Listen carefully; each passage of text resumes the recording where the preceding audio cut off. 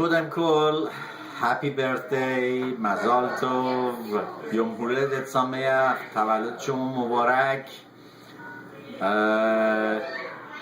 אני צריך לדבר בעברית שכולם יבינו. אחותי היקרה, שרה,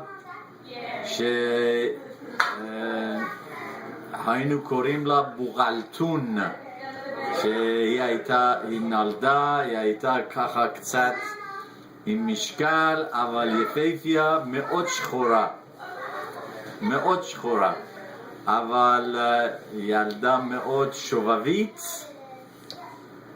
ומה עוד? זה ילדות שלה. אחר כך ב-teenagers years, teenager, מה זה teenager?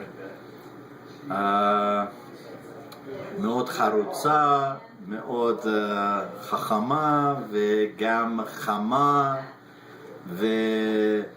ובעל ידע רחובי קוראים לזה street smart זה דבר מאוד טוב, לא רק book smart אבל also street smart. ומה עוד? מאוד שמחה, תמיד עושה שמחה בלב של כולם. The funny story, I haven't thought about it today to say a funny story. Anyhow,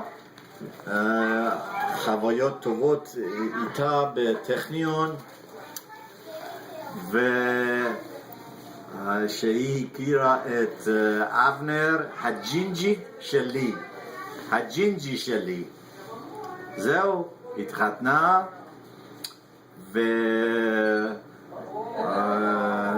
וירון, יניב קודם, יניב, ירון ויוני.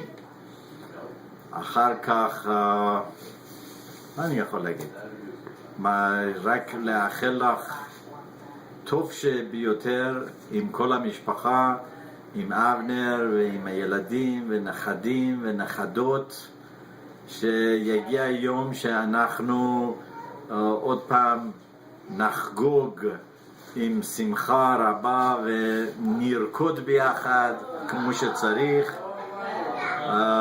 אני מנסה לצלצל לפחות פעם בשבוע, לדבר, לשוחח,